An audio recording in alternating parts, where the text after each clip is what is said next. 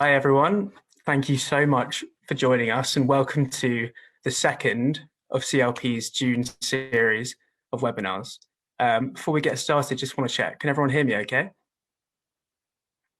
Great, thank you. So yeah, thank you so much for joining us today. We're really excited to see so many of you here. I think initially we had around 230 people register for this call in the end, which is absolutely brilliant. And we're even more excited today to be joined by Lorna Salmon, who will be speaking about social media and conservation.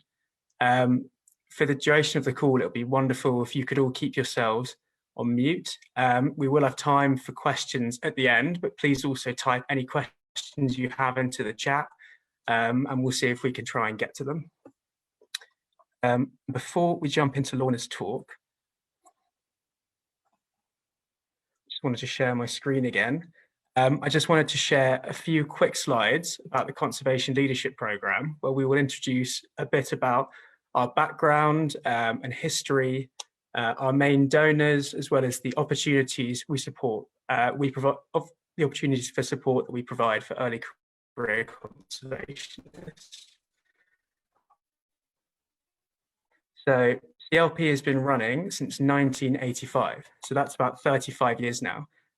We're a partnership between the three organisations you can see here on the screen now: BirdLife International, Fauna and Flora International, and the Wildlife Conservation Society.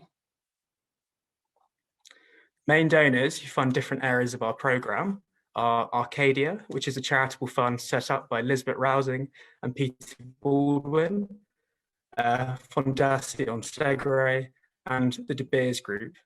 We're extremely grateful for their support, and our work would not be possible without them.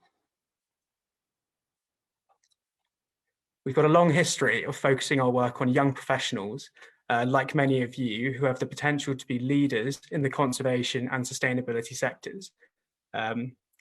We work to help build their professional skills and to provide them with opportunities to build their careers. There are not many programs out there that focus on early career conservationists, and we've established a strong niche in this field. And what we found is that a small investment at the early career stage can have a profound impact on the individuals involved, both in terms of their professional development and their potential impact as they have their entire careers ahead of them. We support early career conservationists by providing them with small grants of up to $50,000 in the form of our team awards. We also provide training to our alumni, fund internships across the partner organisations, and we provide ongoing mentoring support to individuals in our network as well. Since CLP began, we've supported around 800 team-based projects and internships, making up about 3,000 individuals from 100 different countries around the world. So it's an extremely work of people involved with CLP. Just talking a bit about our impact now as well, we recently hit an important landmark of providing over $10 million in project funding for conservation over the last 35 years. And during this time, alumni have made some major achievements through this funding, including discovering or rediscovering 140 new species, establishing 80 new protected areas, and forming 60 new conservation NGOs. So some fantastic achievements for global conservation there. And that's really everything I wanted to say about CLP to kick us off. Just before I finish off, I wanted to remind everyone about another upcoming webinar we have this week as well on the 24th of June, which is 1 hour later than this one at 2 p.m. GMT, 3 p.m. BST. It's about climate change and conservation, presented by Lauren Oakes, and everyone is invited, so please come along to that if you're interested. Also, if you're interested in some of our opportunities, or if you want to keep up to date with what we're doing, please keep in touch by visiting our website. You can also sign up to our quarterly newsletter on our website, and you can, of course, follow us on Facebook, Twitter, and Instagram, where we should be easy to find with the tagline @CLP Awards. Okay, and that is really everything from me. It's now my pleasure to hand over to Lorna, who will be taking us through her webinar on social media in conservation. Just as a quick introduction, Lorna is a writer and experienced social media specialist who's worked for the National Trust, RSPB, and Fauna and Flora International, where she currently leads on all global social media activity while developing FFI's social media strategy. Lorna is also an author and has recently published a book called The Calm Kitchen on the mental health benefits of food and nature. It's great to have you here, Lorna, and please take it away.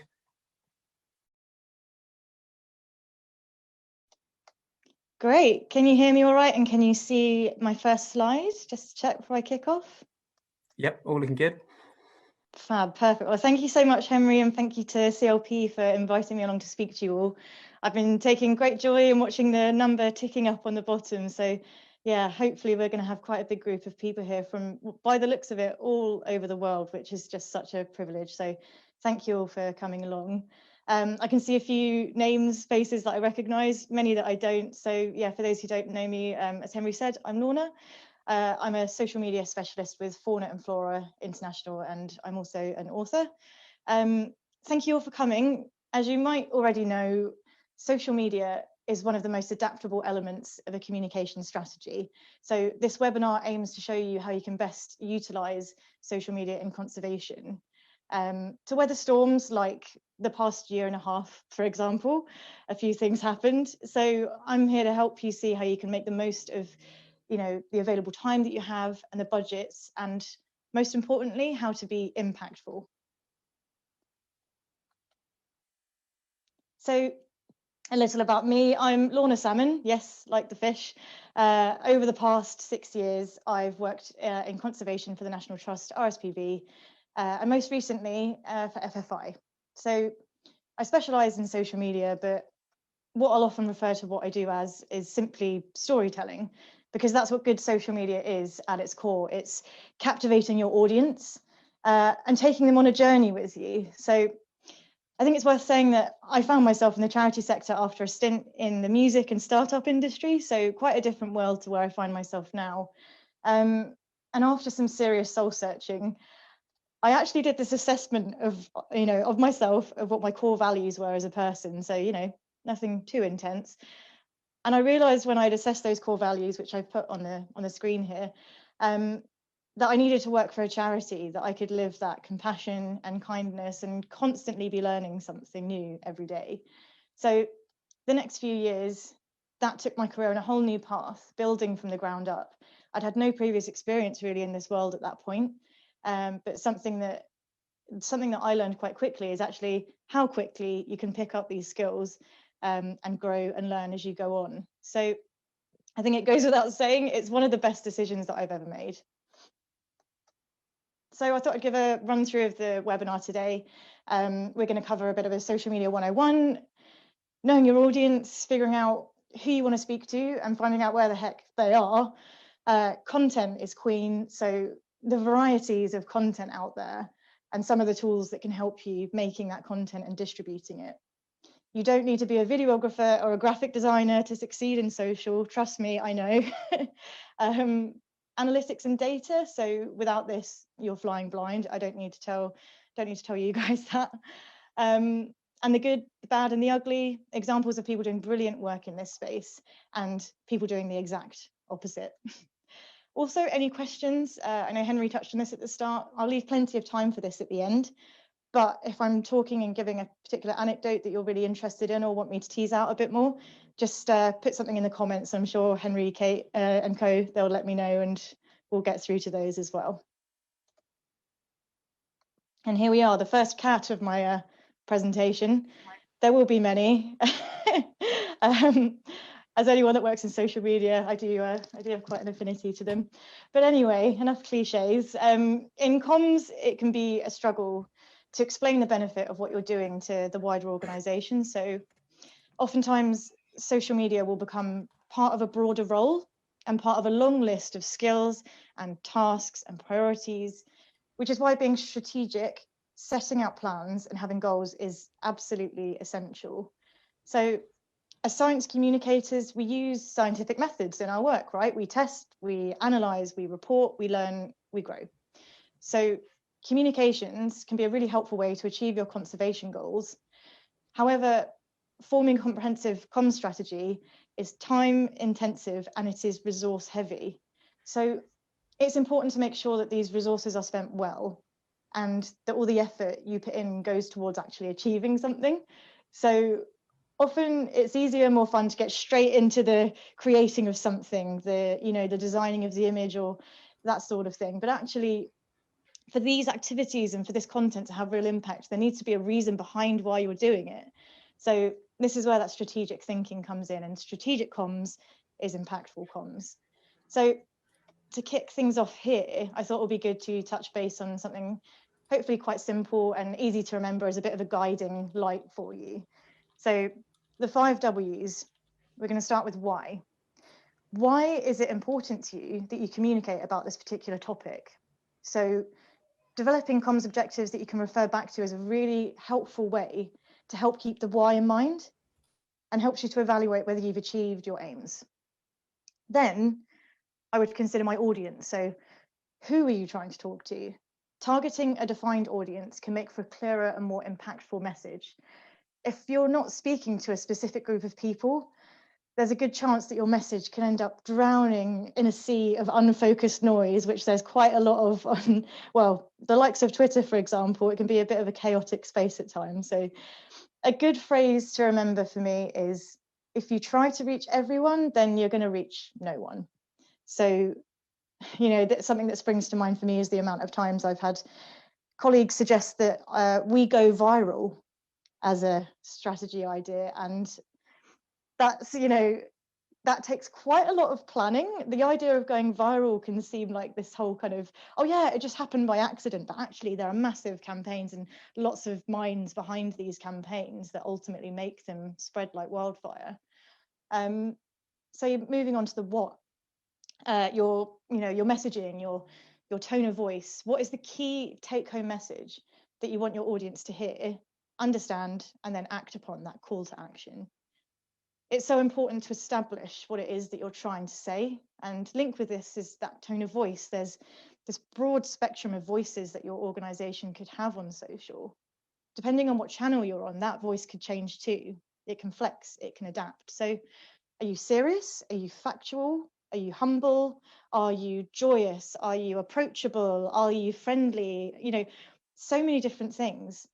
Would it be damaging or beneficial to your brand to weave in humor, for example? So it's essential to figure out your tone of voice, as this will impact how your organization is perceived. And I'm going to apologize because you might well have heard a siren just then. I live in central Cambridge on a main road. Everything's fine. I'll carry on. So where, channels, where will you share your message? This will depend on your audience and your objectives. So I can't actually, if I was in a room with you all, this would be a lot easier. I probably won't be able to do this in quite the way I normally would, but I would ask things like, who here uses Instagram? Who here loves nature? Who here specifically loves pangolins? Have you donated to a charitable cause? If you'd held your hand up or had been stood up for all of that time, I probably am going to seek to target you with my content for our next fundraising appeal that focuses on pangolins. It really is as simple as that. So timing as well. When do you need to tell your story? Are there time sensitivities that tie your activity to a certain date? Could you coordinate with some colleagues or partners to amplify your messaging? One of my favorite words since I've worked at Fauna and Flora International and within the David Attenborough building is teamwork. There's so many opportunities for teamwork. And actually, as various conservation organizations here, it's all in our power to uplift one another and help to amplify each other's work. So if there's another organization you can team up with, do it. Say hi, introduce yourself to people and get networking. Another one of my favorite animals here, the puffin. So to sum it up, strategic communications is all about saying the right thing in the right way to the right people. So having a communication strategy or plan can help to gather thoughts around those questions and can be something to refer back to when you're developing ideas for activities. So as I say, using those 5 W's can be a really good guiding light for you. So delving in a bit more into the who, before you do anything else, figure out who your target audience are, because this will help define everything that you do. Twitter, for example, has nearly 200 million users. Instagram tipped over into 1 billion in in January 2020. So what's clear just from those few stats is that social media is a great opportunity to increase your brand awareness and to reach audiences. But there's that huge risk that if you're absent on social, that you won't be visible in a digital space in quite the same way as other organizations. So if you want to position yourself as thought leaders, sources of news, organizations that I've worked for in the past have oftentimes been viewed in quite dated or dusty ways, and actually social media is a really great tool to remedy that. So for anyone that's watching, listening in the UK, knowing that I'd worked at National Trust might conjure up certain images of stately homes when actually they do some amazing conservation work. So social can be a brilliant tool for revealing elements of your organization that people might be surprised at or really intrigued to hear more about. So if you want to become the resource that people come to for information on certain topics, whether that's conservation challenges like illegal wildlife trade or newsworthy times items like the extinction crisis, the G7 that's just happened recently, COP26, if we don't share our voice on social, it's unlikely that people will think to come to us for information when they next have a question. Most importantly, as well, for us, particularly I say for us at FFI at the moment, is folks like journalists can come and speak to us, amplify our message and our cause, ask those pertinent questions. Social is also a tool that we use to support digital fundraising, which is a different audience in itself with different needs. Like I was saying earlier about that flexing of the tone of voice. It's a relatively resource-light way to reach potential supporters with a range of dynamic and exciting content like videos and photos. But at the end of the day, running social accounts, as I keep saying, I'll sound like a broken record, it's very time consuming. If I mention community management, for example, that's a perfect way to get to know your audience, the who are you? Making sure that you engage with people in that online space is really important and super personal and authentic. So yeah, talk to the people that are following you, and you'll be surprised how oftentimes they will talk back to you, but for good or bad. So it's essential that it's essential resources that are required to maintain the channels to a high standard. So this is tough when social becomes that tag on to so many roles. All your channels represent the organization you work for. You need to uphold the global reputation and reflect your organization in the best possible light, which is a lot of pressure. There's no getting around that. And genuinely, if I thought about that too much, I wouldn't get anything done. So try not to dwell on that too much, but all the same, it's worth noting that that really is that voice that you're crafting. It's many hundreds and thousands of your colleagues' voices being spoken through you, I guess. So onwards. So knowing your audience better changes everything. It's really important you take a step back from your channels and interrogate what it is that you're doing what you're doing.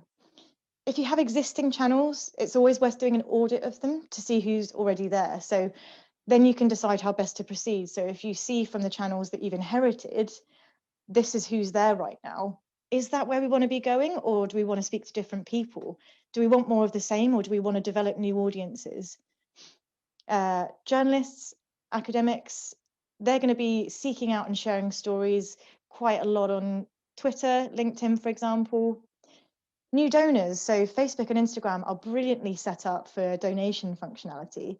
So if you're looking to get new donors for your organization, they're really good places to start. And if you're looking to target younger audiences, so again, I'm not sure whether this is going to be news to a lot of people on this webinar, but Instagram, TikTok, YouTube, younger audiences are here, as well as so many other people, but these are the kind of worlds that you'll find them in. This really is just from scratching the surface.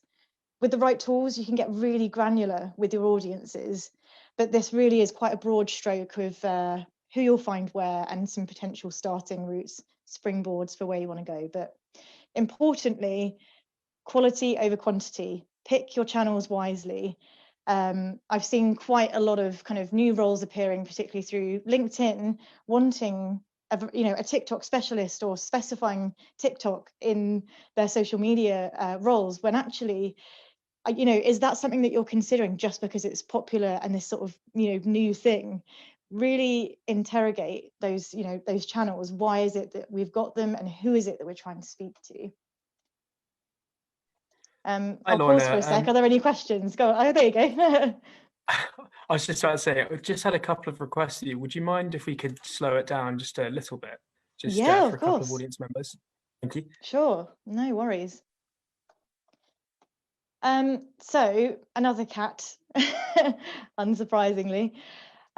Content is queen. So you know who you want to speak to, and how are you going to do that with content? So different content types work best depending on the channel. So helpfully, this also changes regularly too. So my top tip on content would always be to check in on your insights regularly and to see what is and isn't working. So I'll give more on that later as well.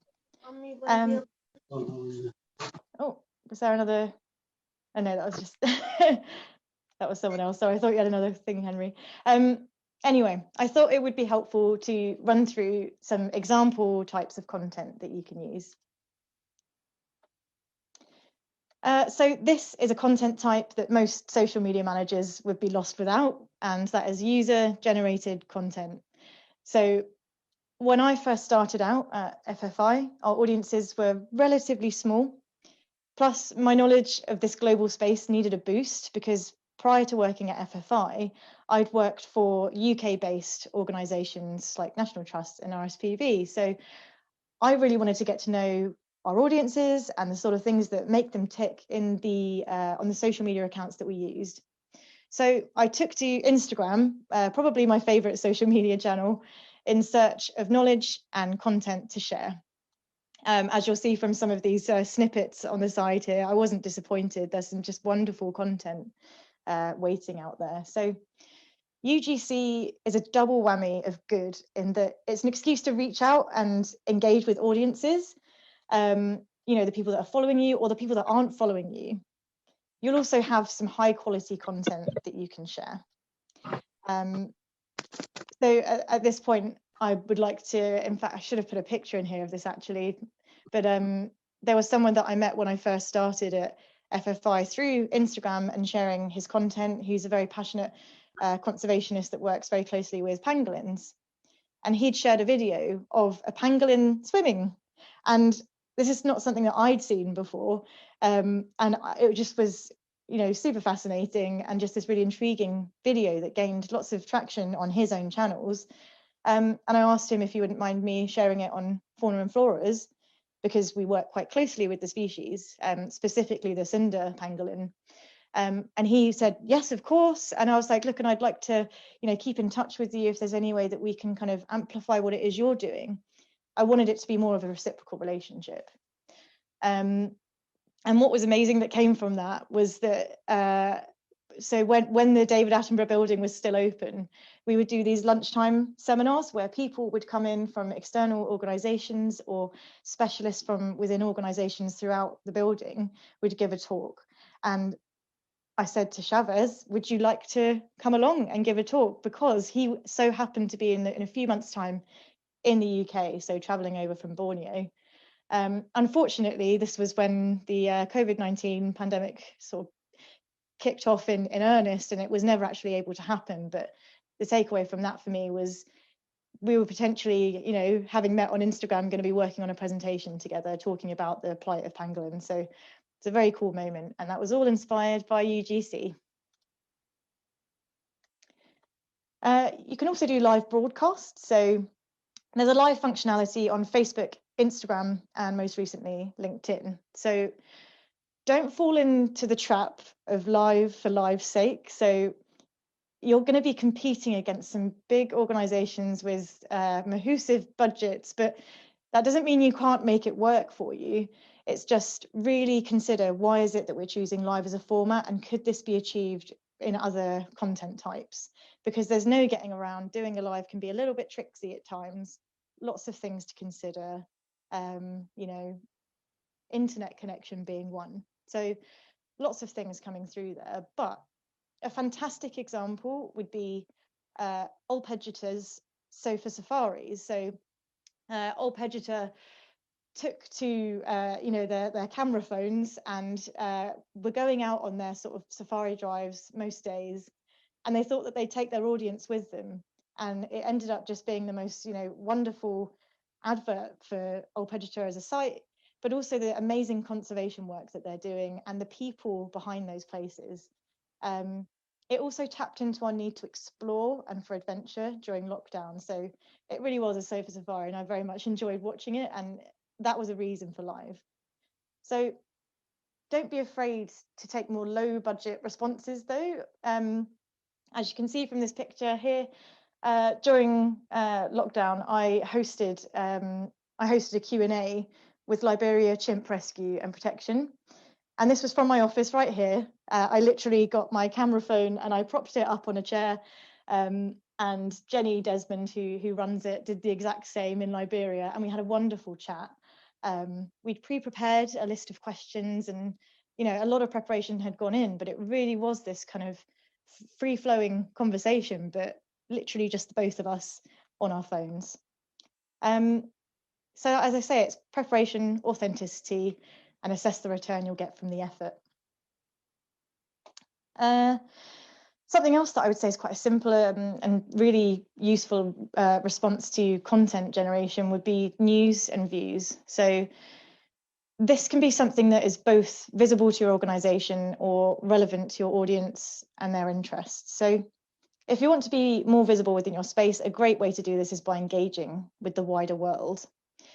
Producing content is time consuming, and often social media will be a part of a broader role.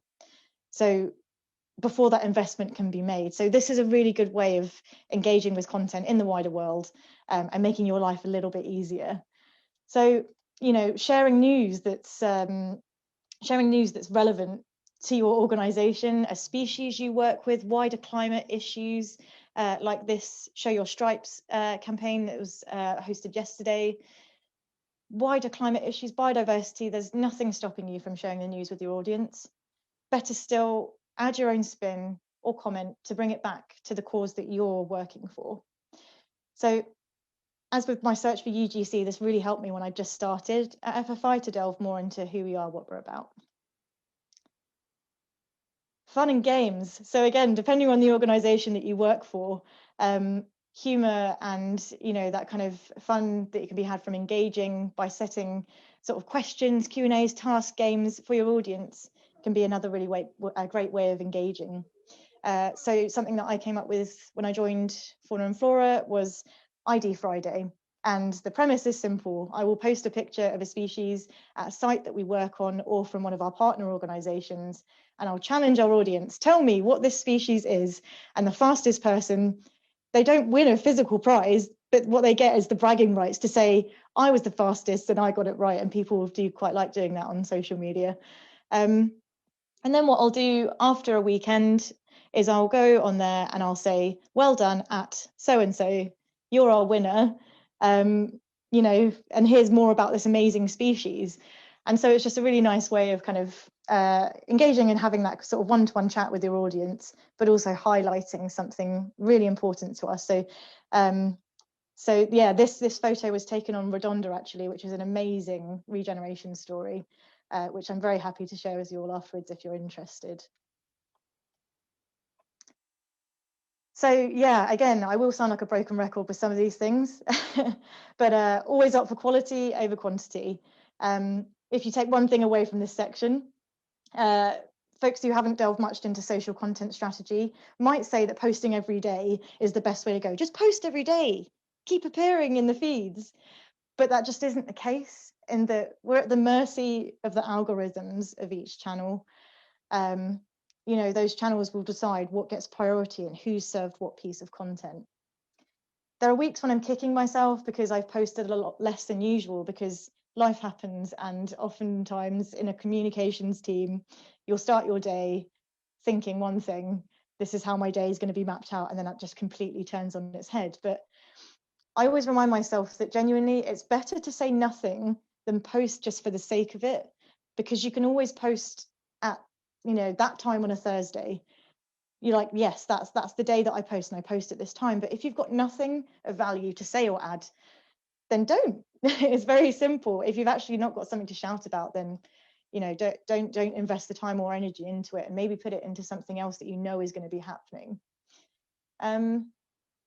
What's important as well is that when something doesn't do so well, is that you take the time to ask why. Which brings us on to analytics. This is my face on a Monday morning usually, looking over various stats and figures from the past week. So as a social media professional, you have to wear many hats. You're a designer, you're a content strategist, you're a PR person, you're a community manager, you're a presenter, you are an analytics hero. No pressure. So depending on what the aim of your post was will depend on which of these you're going to be looking out for. So starting with reach and impressions, what's the difference is a question I'll often get asked. So reach is the total unique users who have seen this particular post. Impressions are how many views of that post there have been. So this could be one person coming back multiple times. I know I'm like that when I'm going through Instagram. I'll see that, the same content as I scroll.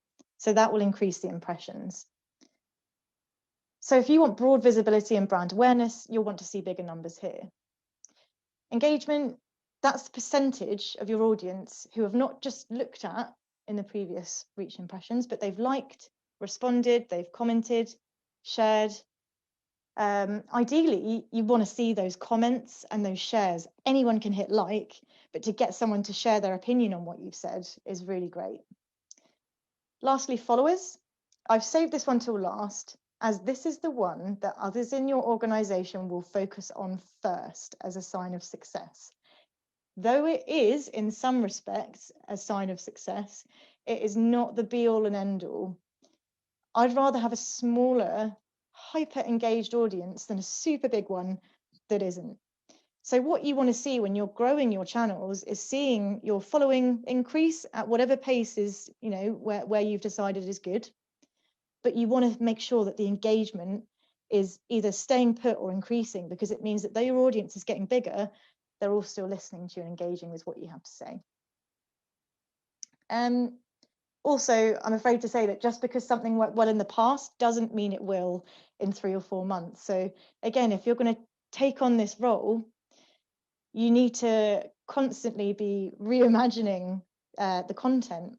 So a good example of that would be how things can change quite dramatically, actually. So 3 or 4 years ago, when I was working and sort of developing some content for Facebook, video content, it had to be short, snappy, fast. You've got to get your message across in the first few seconds. And so that was kind of embedded into my brain of like, right, it's got to be quick. People are super distracted on their phones, and I've got to, get this message out in 10 seconds. Whereas in recent, well, I'd say in probably the past year, maybe year and a half, Facebook has lent more towards long form content. Now, reason being is, one, I think that audiences are more engaged than we give them credit for sometimes, and are happy to sit there and watch longer pieces of content. But also, Facebook makes a lot of money from advertising. The longer the video, the easier they can embed ads. It's as simple as those few things, really. So yeah, the sad truth is that you might have the best piece of content ever that is like super touching and really resonates, but the channel will always have the final say because the goalposts are always changing. Something we won't have time to cover here today is paid social media strategy, but paid also impacts this massively. That's a whole other a whole other can of worms that I'm not going to open right now because I'm aware of time. So yeah, we can perhaps catch up that another time. So I wanted to cover as well some of the brilliant content that I've seen recently from other brands. I also wanted to share with you what happens when social goes wrong. Oh, have I jumped ahead to the bad? I didn't mean to do that. There we go. Let's start with good. So I'd be surprised if a few of you on this call won't have heard of these folks. So this is the Intersectional Environmentalist Instagram page, but they're They've from their website, you can see the other channels that they're on. They host events, all sorts of things. So what started as a post on Instagram by the founder has become a social media movement of nearly 360,000 people on Instagram alone. How? So their passion for the cause, yes, but also the fact they felt like they weren't being listened to. And as it turns out, tens of thousands felt exactly the same as this individual, and they joined together to change that. Intersectional environmentalism is a term largely inspired by Professor Kimberly Crenshaw with her work in critical race theory. And it's an inclusive form of environmentalism, that advocates for the protection of all people and the planet. It identifies the way in which injustices affect marginalized communities and the planet and how they're interconnected. So intersectional environmentalism not only acknowledges these links, but brings them to the forefront. So what I love about this account in particular is that it's a beautiful, balanced blend of user-generated content from real, authentic people, knowledge sharing, and giving a platform to otherwise unheard voices. So the account for me is a perfect example of community building for a purpose-led cause. On the other side, we're going to go into the bad. And do you know what? I really was spoilt for choice here. And you'll probably be pleased to know that I actually couldn't find a great deal of the bad in our space in conservation. So I thought that I'd go for something quite different to where we're all working. Everyone in charge of social channels has sent out a tweet with a spelling mistake. We've all sent links that go nowhere. Anyone that says that they haven't done this are lying to you, and mistakes happen, and that's absolutely fine. As I say, anyone that says that they've not had a bit of a slip up in the digital space, that they're probably hiding something here. But I'm just here to say that you might see someone that is like at the top of their game and think that they're doing brilliantly, but every social media manager that I've ever spoken to, they've made these mistakes. So don't be hard on yourselves if this does happen to you sometime. But these are the sort of mistakes that I've listed here. These examples could have been avoided with foresight because they're not decisions made in haste. These are longer campaigns that have gone badly wrong because audience hasn't been considered. The tone and the timing of the wider world hasn't been considered. I'm sure we all got adverts for holidays and international travel around the world at the start of lockdown. That didn't feel very good for me, sat on my sofa. So it's all of that kind of thing that needs to be considered. So this particular clothing and handbag company decided that their audience couldn't possibly survive without 5 shades of lipstick. No, sorry, it was specific, wasn't it? 5 shades of red lipstick, and loved nothing more than a compliment on their cute tote. The backlash was intense.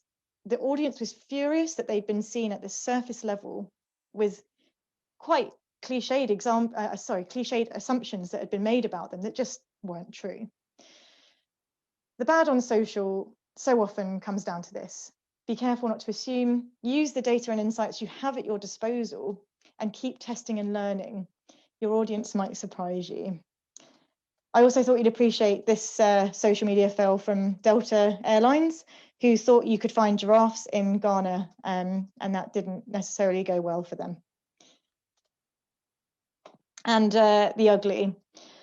So, like many around the world, I was devastated when David Bowie passed away. I'd never got the chance to see him live, which made it even worse. But what really poured salt in the wound for me was seeing organizations jump on this bandwagon. So seeing something was trending and trying to think how they could, get their brand into people's sort of minds during this particular time. And I honestly have no idea why they thought this would be a good idea or how this got past any sort of line of approval. But what I'm trying to say here is that heed my warning and beware of the bandwagon. When you see something trending, seriously consider whether you'd cause more harm than good when posting it and how it's going to play out with those broader audiences, because when you're engaging with a hashtag or a trending topic, that's new audiences and new people, and they don't know who you are yet, and this will be their first impression. So Crocs learned the hard way and removed this tweet within an hour. But as you'll see, the internet never forgets, and I was able to find a screenshot of this within a minute. So don't get too scared. Lessons learned though. So often in comms, you can find yourself drifting without realizing it. The bad thing, so this is only a bad thing if you don't address it, touch base and set course on your direction again. By drift, I mean the creative process, and what makes it so fun for me really is that it is chaotic and messy. This is why it's important to set yourself key goals, aims, and to set out who your audience are or who you want them to be. I have these reminders written all over my desk. I would move my laptop, but I don't want to suddenly just disappear off camera. But anyway, trust me, there's notes everywhere of little reminders to myself of touching base. Why am I doing this? In a recent campaign that FFI shared, we were really proud of it and thought that it hit home, and we were all commenting amongst ourselves how brilliant it was. And then we shared it with some of our relatives, loved ones, friends, just to see what they thought too. And they actually didn't know what the call to action was. And that was the most important thing, was getting them to take action with this video. So we went back to the drawing board, and that's really important. Something else I'd recommend is to share copywriting variants with your colleagues, if you feel brave enough, because I totally get how it can be scary sharing creative things with colleagues. But sharing, you know, what I would used to do is I'd write sort of 3 versions of the same tweet when I just sort of joined an organization, and share it with someone that I thought was particularly knowledgeable, and then see which one that they preferred or thought was good. And it actually really helped me craft my skills as a social media copywriter. So aware of time here, I'll flash through super quickly for these last few, because I'm sure, well, I say I'm sure, I hope that there will be lots of questions and things.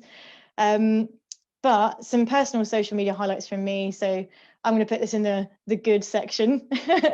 But late last year, FFI, we launched R1 Home, which was a demand to the UN to commit to giving 500 billion per year for nature every year in a bid to repair and protect our planet.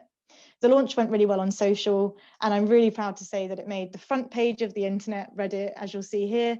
A friend, I didn't realize this had happened actually, until a friend sent me a screenshot having been browsing Reddit and said, "Is this you?" And I was like, "Yes, it's us." And it was a really exciting day. The post was upvoted in excess of 100,000 times to Reddit World News, which at the time had 25.1 million subscribers. Another more light-hearted success from a couple of years back.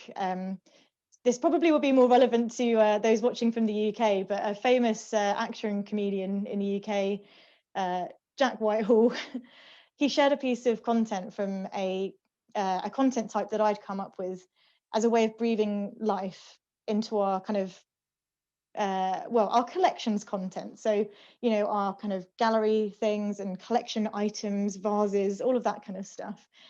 I would ask our audience to suggest a caption or to tell us, what is this? And Jack picked this up and shared it. And it was retweeted several thousand times in the end and reached several 100,000. So, you know, a piece of content that was classically drier for us ended up being one of our best performing tweets of the entire year. And again, I can either, you know, make this presentation available to you after, or send over these particular things to Henry and co. But there are some really good free tools that you can use just to, you know, get your bearings. Like I said, no one expects you to be, you know, a pro graphic designer, videographer, but these tools will trick people into thinking that you might be, and they're free. So you can get the basic ones for free, which is great. And they're really intuitive and I'd say quite simple to use. So I'll be really happy to share that with you afterwards. There's loads more, but these ones were just the ones that came into front of mind. I made this presentation on Canva. I use Headliner, for example, to make the majority of the videos that you see going out on Fauna and Flora. And I also use Capwing for a few of those things too. But yeah, as I say, I can share those with you. And on that note, I've talked at you for quite a long time now, so thank you all for listening. If you had any questions from things that I've raised, let me know. Yeah, Henry, Kate, I don't know whether anything's been sort of appearing while I've talked, but I've been trying not to get too distracted because otherwise I'd lose my train of thought. Great. Thank you so much, Lorna, for that fantastic and insightful webinar. It's absolutely brilliant. And yes, we have had a couple of questions popping through during the talk. And yeah, keep adding questions into the chat if there are any more. I see another one coming through now. First question is from Selen Hameda, which is, how can we reach our audiences in multilinguistic regions with a small project budget? Oh, okay, that's a really good one. So I wonder if I could get a bit more of an elaboration on that, in the sense of if they're multilingual, are you potentially considering there kind of being one page that's in one language or one in the other? Because actually what I've seen for Fauna and Flora is that our teams in Cambodia, they will quite often post in those two different languages within the same post. So I think really what it would come down to is considering, do we want to have everyone all on one page with both of these languages, or do I want to set up a global page and one that focuses more on those local issues in that language? I think that's probably those two ways that you could go about it. Again, I think it depends on channels, but quite often, again, it depends on where you are in the world as to which channel is the best place to reach people. But I know that Facebook is quite often somewhere where, I mean, inherently there's so many more people on there. So that's a good place to start, I think, considering, right, do we want everyone all on one page, or separate out those audiences and then target them specifically that way? Also, just to say on, and again, this will be a whole other talk in itself by someone that knows way more than me about this kind of thing, but with budget that you've got, if you're going to do this through Facebook, I would really actively encourage you to go through Business Manager and Ads Manager. On your Facebook page, there's going to be that little blue button that says Boost Post. And honestly, I would compare that button to throwing like a massive net out into the sea and just catching loads and loads of different, like, it's so untargeted and it will just keep taking your money. So you can actually achieve a lot with a relatively small amount of money. It's just taking that bit of extra time, going into Ads Manager and, you know, working out those audiences there. And I'm sure there's loads of free tools and resources you could find online to explain those basics. But yeah, there's lots of different ways of going about it, and it's quite shocking actually seeing the difference in the success of your post when it's got spend behind and when it doesn't. It just, these channels are businesses, that's for sure. Thanks, Lorna. Next question comes in from Andrea. I'm just going to do it word for word. I've read in various platforms that amounts of posts should be taken into account. Like on Facebook, you shouldn't post too much, like no more than X amount per week. But in Twitter, you should post a lot more. So she's read that 5 times a day minimum for decent engagement. Do you have any thoughts on this, Lorna? Yeah, absolutely. I think, yeah, I would say that that's bang on to assume that the amount of times that you're posting will impact your reach. On Facebook, definitely what you've said there. Like, I never post on Facebook more than once a day. In part because I'm only one human being, you know, so there's only the sort of amount of time that I've got in the day means I can post on each channel. But on Facebook, definitely the more you post, if you go into the insights, and I did a test on this a couple of years back actually, and it still seems much the same. With each post, the reach shrinks and shrinks and shrinks. So keeping it to a minimum on Facebook. And yeah, do you know what, on Twitter, don't attach yourself necessarily to saying I must post 5 times a day. If you have the time and you've got the amount of content and you've got those interesting things to say, then, you know, by all means, I think go for it. But I would say that I honestly can't remember a time on FFI when I posted 5 times in a day, unless I was making like a thread. So, you know, when you've got those quite, you know, more dense pieces of information you'd like to share, I would, you know, do a thread under it, giving a bit more information. But yeah, I wouldn't be wed to the idea that you'll only achieve good engagement by posting those 5 times in a day. again, I think it comes back to that testing, seeing what your audience do react to.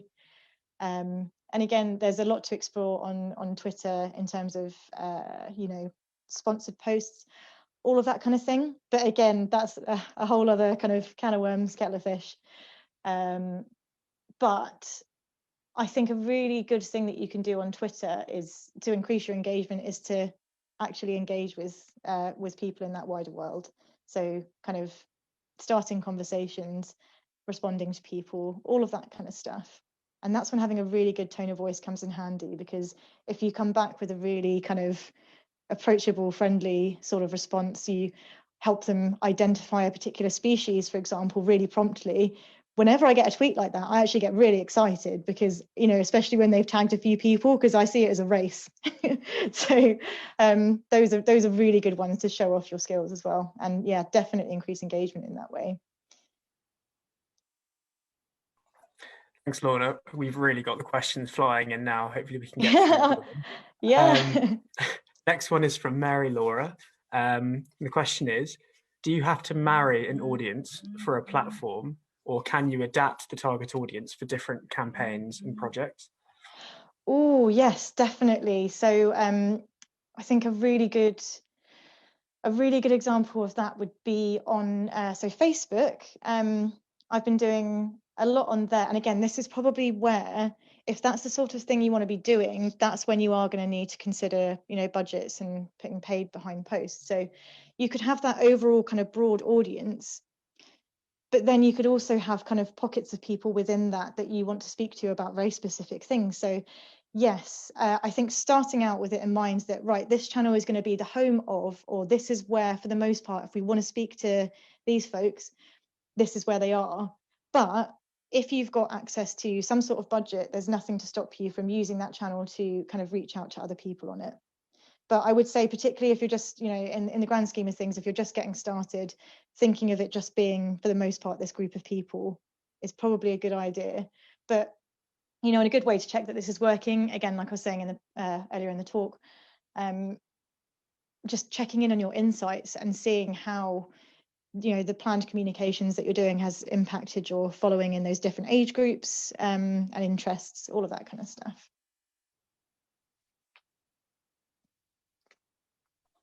Great, thanks a lot, Lorna. Next question comes in from Mariana. About insights, why is it important to consider impressions and reach? So it's important to consider those because it shows how many people that you've reached with your message. It's a really good key performance indicator in that broadest of senses. It also makes for some really impressive statistics at the end of your year, because if, you know, when you kind of build that all up together, you can show actually this year we reached this many tens of thousands of people with our messages. So yeah, I think it's important in that it raises that brand visibility, brand awareness. So that means, you know, the more that you're appearing in people's feeds, the more likely, hopefully, they are to then do those next step things of, okay, so we've reached them and we keep reaching them. Now we need to build those blocks next of how do we get them to talk to us? How do we get them to ask us questions? How do we get them to become a member? How do we get them to donate? And that's when you get a bit more granular with, okay, what are these next steps here? But reach and impressions, they're really like the door being opened and saying, hi, like here is that very top level of here's who we are and what we're about. And then you ask, like, I often see myself as the person that greets at the door on social for the organization. I'll say, hey, like, what are you interested in? Do you want a cup of tea? And then you figure out what it is that people are interested in, and you can best then use your budgets, look at your insights and put them in the direction that best suits them. We have time for one or two more. There's still lots of questions left, but I'm sure we'll be able to get answers back to you after the webinar as well. So don't worry. Next one comes in from Ben. What advice do you have for smaller social media pages attempting to make first in-depth connections with their viewership? Increasing engagement through likes seems to be much easier than comments and shares in our experience. Yeah, definitely. So sorry, so the question is how can you've got a smaller account, how can you increase engagement? Was that it? Or sorry. I believe so. I don't know, Ben, Yeah. if you wanted to elaborate anymore.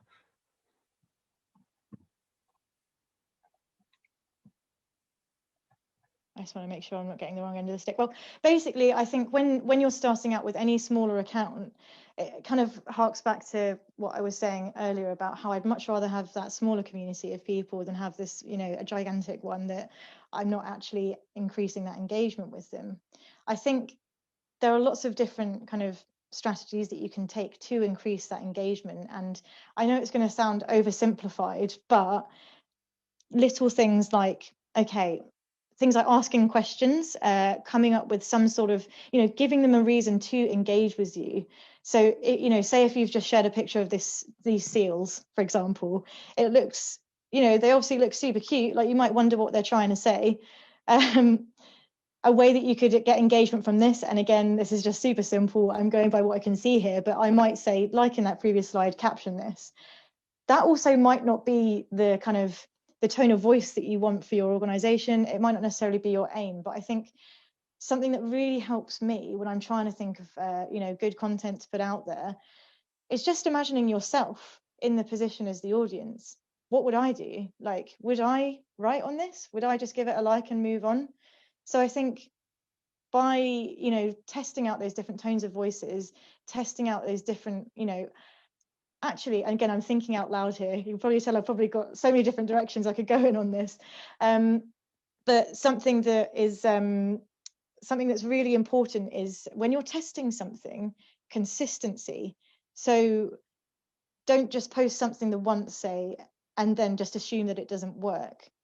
Maybe trying and posting it at a different time, or this is what I think worked really well for me with the ID Friday thing, was the fact that when I first posted it, we didn't actually have a great deal of traction. But because I kept posting it on that Friday around 6 p.m. or whenever it was, people knew that they would come here and have something to engage with.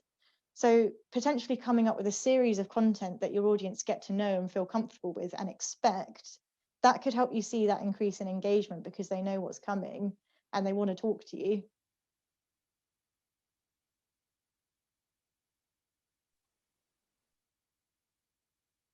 And we just got time for one more question. This one comes in from Mauricio. What about the use of jargon in social media postings? I think that you can get a high impact in some specific audiences, geographic regions, but can you get lost in translation for more broad audiences? Oh, yeah. So do you know what? I think it all comes down to considering, who it is that you want to be speaking to. Again, it's that consideration of audience, which it sounds like you already have there.